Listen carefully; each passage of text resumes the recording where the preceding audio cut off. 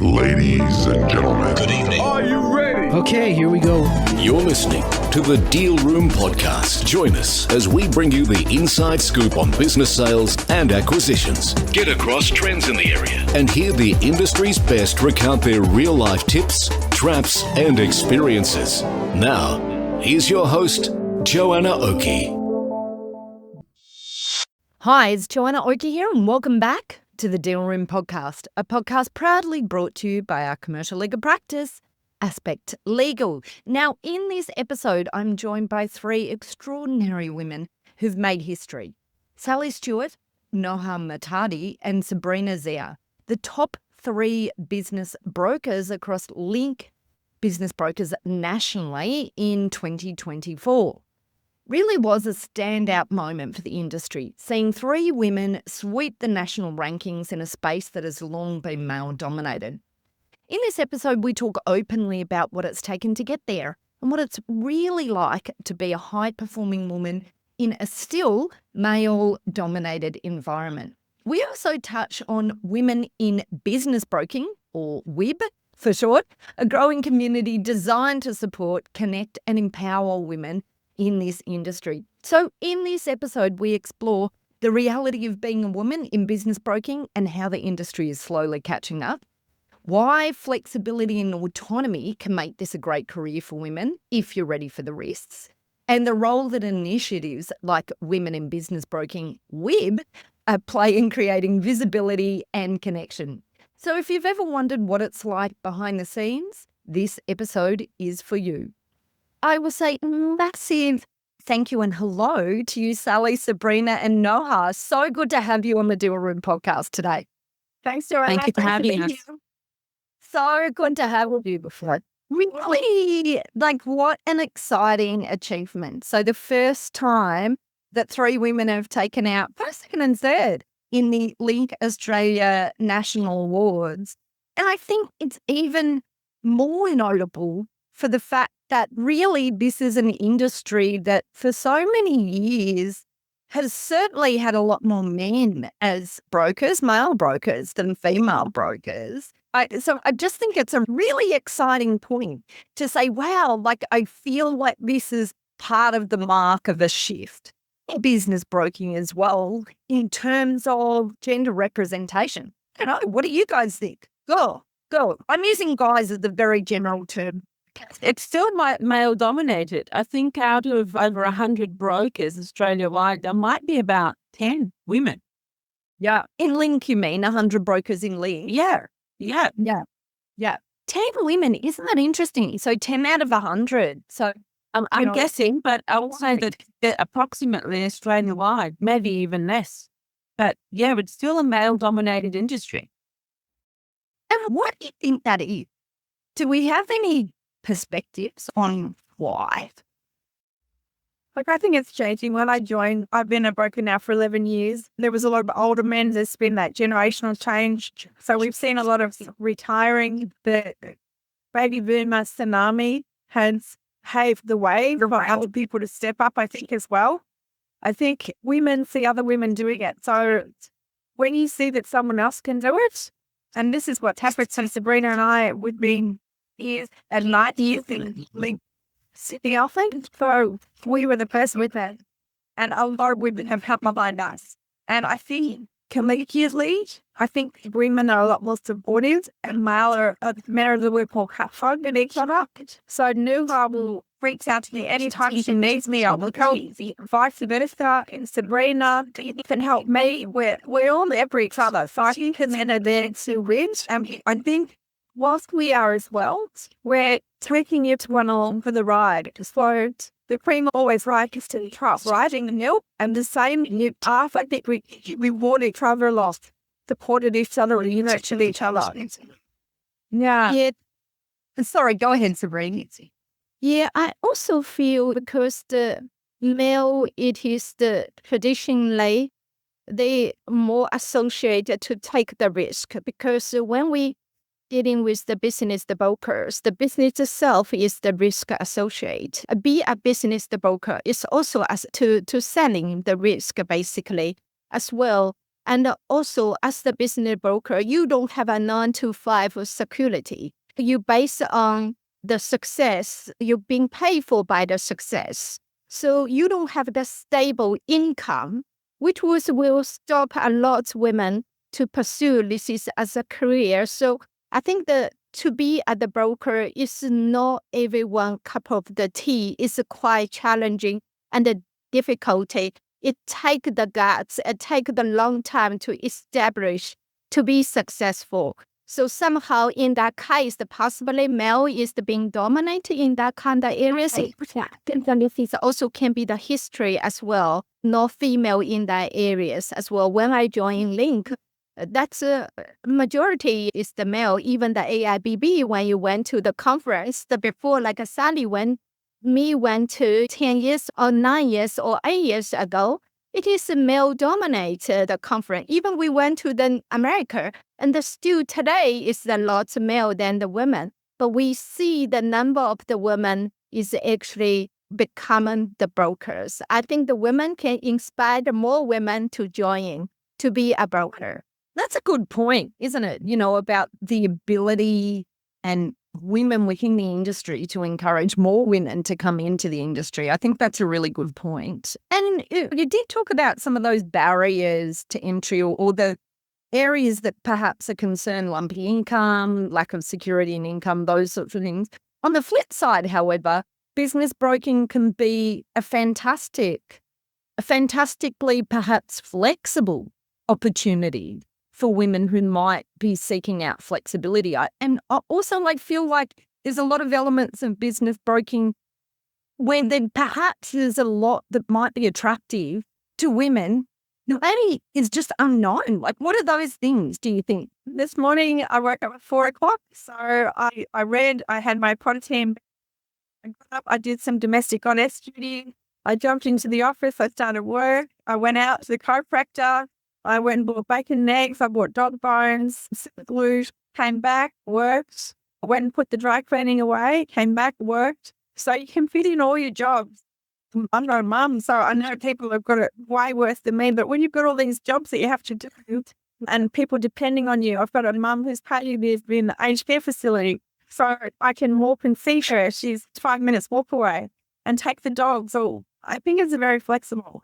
You can work all weekend if you want. You can work half days during the week. You can not work Mondays. You set your own schedule. But the flip side is we don't get it waged. So as an independent contractor, you have to manage your own money.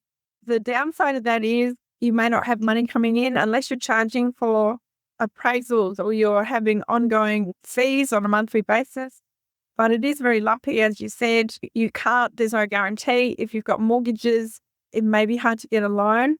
I'm in a lucky position. I paid my house off. That was my goal 3 years ago, which I've done. And it gives you more flexibility then to be able to do other things and take holidays because you can take your laptop and keep working. So every holiday I've ever been on, I'm working. People don't know where you are in the world. Nouha takes hers, Sabrina takes hers. I've been away with Sabrina and both of us have been sitting in our hotel working. So you're able to do this anywhere in the world, which is fabulous. Not many other jobs you can do that. Yeah. We obviously you do need to managing your time to sleep as well and the different time zone. Sometimes it's very challenging. I remember when I studied with the business valuer, the course is happening 1 a.m. in America times. So I have to be there because they said if you skip one, you can't get your certification. So that's very tough. But I nailed that. And listen, I present my... So that's to answer Joanna's question. The other things I remember, Sally was who asked me. I told Sally, I said, this job is actually, I can retire anytime of what I want. If I don't want to retire 70s or 80s, we see a lot of the brokers, 70, 80, they still as the business broker. So you don't have the really retirement. Then this is the business didn't retire you. You can do whatever the age you want to. But it's your own choice. So this is actually give you the freedom to choose. What do you want? And this is the beauty about a business broker. Yeah. And Nouha, did you have anything else that you felt had been missed from your perspective? Look, I think it's got its advantages and disadvantages. Whilst you have autonomy and flexibility, that does mean that you work odd hours as well. You must work evenings, you must work weekends when is required in order to close the deal. So yes, you have full autonomy, but you don't have 100% freedom. There's no stop button in what we do. And if there is, it's maybe for half a day. That's amazing. They're very, very good points. There's a lot of positives, but a lot of things for caution on the flip side to make sure someone's fully considered before they perhaps consider coming into the industry. And I guess just before we leave this concept of, I guess, the women in business broking, for you all, have any of you felt pressure or pride, perhaps on the opposite side, for being the woman in the room, where you're expected maybe not just about speaking for yourself, but speaking for broader representation? Nouha, do you want to have a crack at that one? Nouha's got some amazing experience. Yes, quite often. But I think once you start talking from a level of expertise and intelligence, you shut that down immediately. But you're dealing with a lot of old school vendors that are not used to seeing women, male purchasers that quite often think that they can go in a roundabout way and you wouldn't know. They sometimes really underestimate our experience and intelligence in this space, and they give it a crack. So sometimes in that sense, we do have to work a lot harder to close a deal. So what's your advice then for women in the industry? And maybe what we're really talking about here is for less experienced women in the industry, younger women in the industry. In fact, we have and we'll certainly put a link in this episode for women in business broking, anyone who's in business broking, a female and in business broking, and is not part of women in business broking, come along. But we're having a discussion. And hey, if you're thinking about business broking, you might want to come along as well and hear.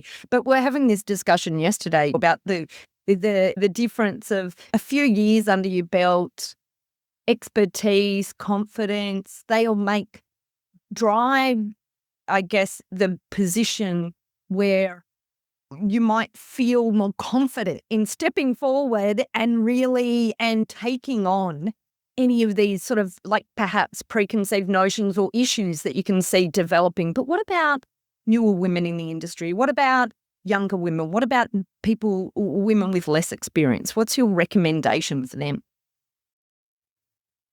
Is this question for me or? How about we start with you, Nouha, and then we'll go to you, Sabrina. I was quite lucky because I had a wealth of expertise owning 13 businesses before I started as a business broker. But I can't imagine somebody who's in their early 20s starting out as a business broker, do not go into an agency without having the right leadership and training and professional support. You will the probability of you not lasting a year is quite high. So make sure you go into an agency that has all the support and you can start on shadowing some of the best brokers for a period of time and self-educate yourself, be on podcasts, read a lot of books, understand business, because there are so many verticals in business and it takes experience to understand them all. I think, again, be sure that you're with the right agency that's going to train you in all of those verticals. Love it. Sabrina, how about you? Yeah, can't agree more, which is I just say, because I found I coming from the business, the owner background before joining the business, the broker. I think it's very important you have a resistance in these areas. You will have a lot of challenging happening. It's not just the business itself challenging, it's also your financial challenging for you. Being you be survival. Can you wait for 12 and 24 months to become for you? It is in the bad positions. So listen, so I won't suggest for someone just graduate for the school and want to be a business broker straight away. definitely you need to have the life experience. You need to have the skill because you're dealing with the mature business people. You're dealing with the business, the owner, and the buyer. They rely on you are not just the selling agent, you are advisor in certain point to them. So you need to win that respect. So your experience and the knowledge and the handle people skill, it have to be mature before you even can take the job or take it as a career. So I don't recommend anyone graduate from the university and want to be a business brokers. I do find that people have the business owner experience like a Sally from the very long experience being to this industry before even to join the business broker. You do need to accumulation experience. Love it. Knowledge. Sal, was there anything else that you wanted to throw in there? I agree with both the ladies. I think what Sabrina is referring to. So before I started selling doctors' practices, I was supporting them from a recruitment perspective. So I had 10 years of deep knowledge in that space. It would have been incredibly difficult to go into selling medical centres not knowing anything about what the requirements of running a medical centre are. And I do agree, as Sabrina said, it will be super, super tough for a young person that hasn't had a lot of work experience or own business like Nouha has. I grew up in a business, so from the lounge room into the shop. So I was there in a 7-day-a-week business from when I was 3 years old to when I was in high school. And I saw what business owners go through. I saw what mum and dad went through every day, and I lived and breathed it. And that's how but I think being a great business broker is almost a reflection of your life. So for me to be where I am now, it's taken me 58 years. So I did what I did, and then something else happened, and then I learned something else, and then I experienced something else. So you grow yourself, you grow your knowledge, you grow your confidence, you grow your communication style, you grow the ability. Like when I first met my husband, he would tell people bad news with a joke, or he'd be rude with a laugh on his face, and he'd get away with it. And I was absolutely astounded. How do you do that? And it's such a skill to be able to deliver news. He's terminated people and they thanked him and shook his hand. To be able to deliver difficult news and have courageous conversations, as you get older, that gets easier because you've had more time practicing. You might be really not terrific at it when you start, and you know that you have to have these conversations, but you build the skills. You push yourself. And I think one word that we haven't used enough just yet is grit and resilience. So yesterday I lost a $6.5 million sale, which would have been a massive commission. And I've been hanging out on that for 2 years. You just keep going. You have these bumps in the road. We have the highs and lows. And it's a matter of saying, oh, it happened. What did I learn? If you don't learn anything from it, then it's been a waste of time. Write some notes or write an ebook article or write something of what you've learned. So last year, in the calendar year, I had 20 sales. So I did 20 videos on what I learned from each of those sales, and each sale is different. So to be coming in new and not having all that learning behind you, but like what Nouha said, if you can work with someone, mirror with somebody, learn under somebody, listen to what they're saying, be online, take notes, and actively try and absorb as much as you can. And don't be too tough on yourself. I think that's the other thing. My deal fell over. I didn't think, is it a reflection on me? It's not. You can't take it personally. So I would have done everything I possibly could to get that to frame back. And you know yourself, you come to work every day to do your best possible job. It's not our fault all the time. So I think you need to be respectful of yourself, appreciate yourself, love yourself, and give yourself time to breathe. But also, if you don't have resilience, if you're going to be a mess on the floor every time you lose a big sale, maybe it's not the industry for you. Well, that's it for this episode of the Deal Room podcast. We hope you're now primed for your next deal with these pointers and have enjoyed these fascinating insights. Now, if you'd like more information about this topic, then head over to our website at thedealroompodcast.com. where you'll be able to download a transcript of this episode, as well as access any contact details and any other additional information we referred to in today's podcast. Now, if you'd like to get in contact with our guests today and the services they offer, you can go ahead and check out our show notes for a link right through to them and their details. You can also book in directly with our legal legals at Aspect Legal if you'd like to soundboard your next steps, discuss a legal question, or find out more how we can assist, whether that's with buying or selling a business, or perhaps somewhere in between. Now, don't forget to subscribe to the Deal Room podcast on your favourite podcast player to get notifications whenever a new episode is out. We'd also love to hear your feedback, so please leave us a review and rating if you're already one of our subscribers, or even if you're listening to this podcast for the very first time. Every review helps our team produce valuable content for you. Well, thanks again for listening in. You've been listening to Joanna Oakey and the Deal Room podcast, a podcast proudly brought to you by our commercial legal practice, Aspect Legal. See you next time. Ladies and gentlemen. That will conclude this evening's entertainment.